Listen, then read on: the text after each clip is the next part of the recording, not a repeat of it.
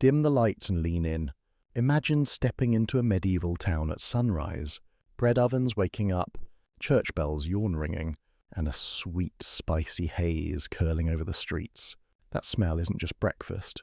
It's how people thought you stayed clean.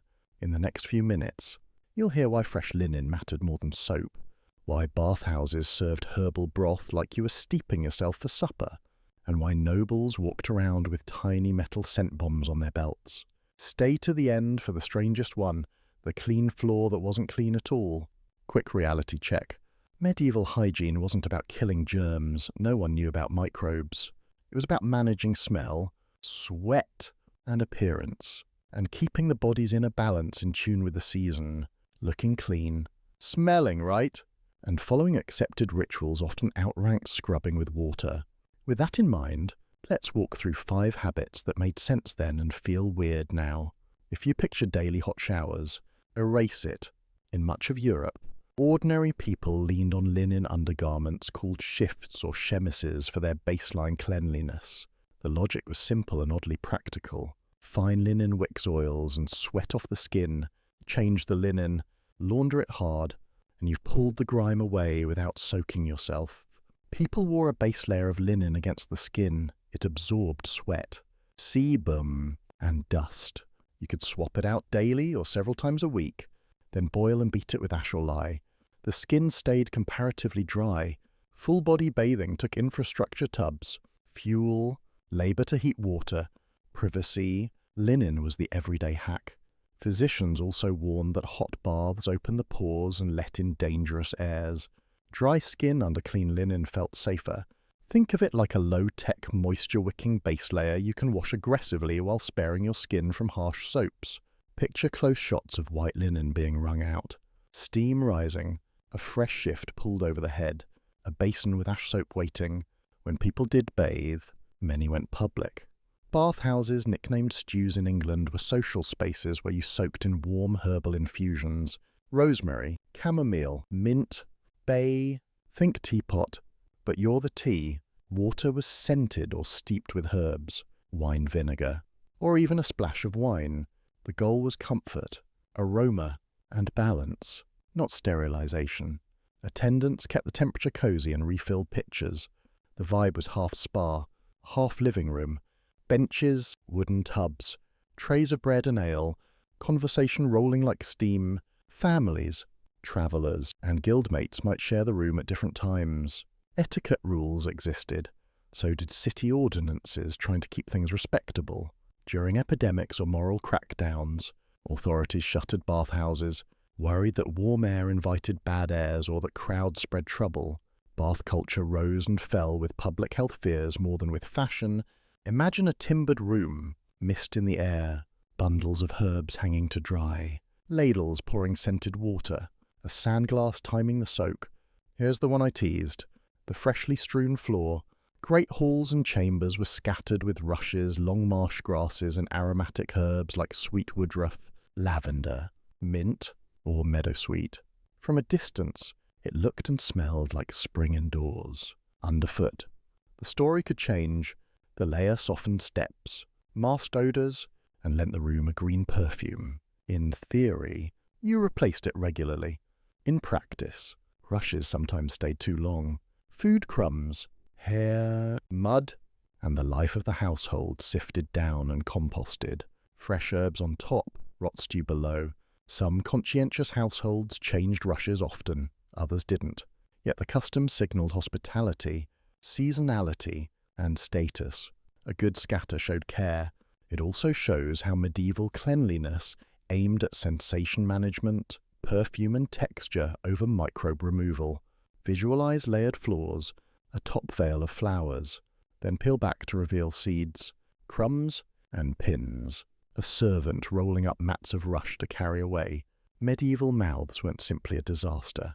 People picked, polished, and freshened their teeth with a surprisingly creative toolkit. Twigs of licorice, mallow, or arak in some regions were chewed until they splayed into a brush. Goose quills and wooden picks clear crevices. Powders and rubs included salt, ashes, crushed charcoal, and burnt rosemary. Even ground oyster shell in richer households. Herbs like sage and mint made things taste fresher. Less refined sugar in most diets outside elite circles meant fewer cavities than you might assume, but harsh powders could scrape enamel, and elite sweet tooth sweet wines. Candied fruits did their damage. Picture a mortar and pestle grinding charcoal and rosemary, a twig chewed to a bristle, a linen cloth polishing incisors by candlelight. When in doubt, perfume the world. People fought bad airs with good airs. That meant wearing scent and fumigating rooms. Pomanders were small silver or gilded balls clipped to a belt, filled with resins like benzoin and frankincense. Herbs like rosemary and thyme, citrus peels and cloves. Lift, inhale, carry your private weather with you. Fumigation meant tossing herbs on a brazier, burning pastilles, or waving a thurible not just in church. Sick rooms and halls might be smoked to purify the air. Clothes were aerated in sun and breeze to refresh. Floral waters, rose or orange blossom were dabbed on skin. Gloves and handkerchiefs to create a portable aura. The aim wasn't sterile, it was socially breathable. Imagine a pomander unscrewed to reveal tiny chambers, smoke curling in shafts of light, a maid sprinkling rosewater from a pewter sprinkler, pattern interrupt, 3 fast oddities to keep your brain awake. Some laundry use stale urine because its ammonia cleans and degreases wool and linen. Effective, not charming. Early lye soaps worked but could be caustic. So many people preferred spot washing and frequent linen changes over full scrubs. Barbers weren't just barbers, they were barber surgeons. A good shave counted as cleansing. They plucked, scraped, and sometimes bloodlet, to restore the body's balance.